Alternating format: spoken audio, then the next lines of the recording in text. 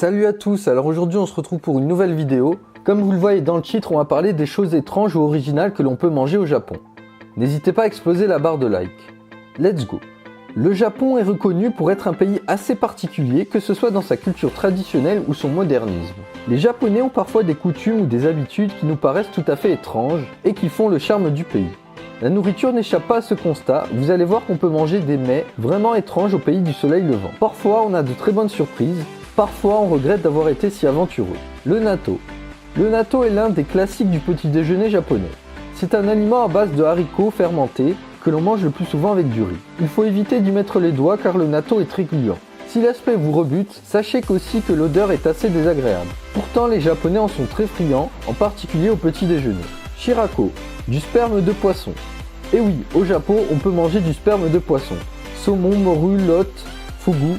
On peut manger le sperme de toutes sortes de poissons et il paraît que c'est pas si mauvais que ça. Comme on dit là-bas, tout est bon dans le poisson. En vérité, personne ne le dit, mais ça se pourrait. Le fugu. Le fugu, c'est ce poisson qui se gonfle et qui est recouvert de picots quand il se sent menacé. Les Japonais en sont très friands. Le petit souci, c'est que le fugu doit être préparé d'une façon très précise, sinon il est mortel. C'est-à-dire que si vous mangez du fugu mal préparé, vous mourrez dans les 4 à 6 heures. En gros, vous devez vraiment avoir confiance en la personne qui va le préparer pour vous. Nakotsu, du cartilage de poulet. Le cartilage de poulet se trouve le plus souvent sous forme de brochettes et frites. Le moins que l'on puisse dire, c'est que ça doit croustiller. Konnyaku.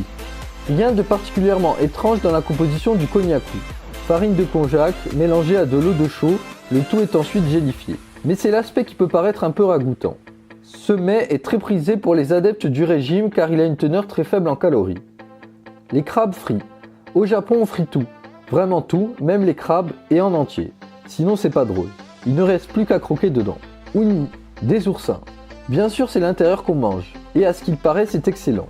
Bien entendu on n'en mange pas qu'au Japon car de nombreux autres pays sont adeptes de cette petite bestiole marine très peu ragoûtante. Même en France les recettes à page d'oursins sont nombreuses, notamment dans le sud de l'Hexagone. Basashi Ice, de la glace à la viande de cheval cru. Pour commencer, il faut savoir qu'au Japon, on mange de la viande de cheval cru, ce qui est en soi déjà assez rare dans nos contrées occidentales. Mais en plus, ils ont poussé le vice jusqu'à en faire de la glace. En même temps, ils font un peu de la glace avec n'importe quoi là-bas. Voilà, c'est tout pour cette vidéo, j'espère qu'elle vous aura plu. Surtout n'hésitez pas à liker et vous abonner, c'est très important. Sur ce, je vous dis à la prochaine.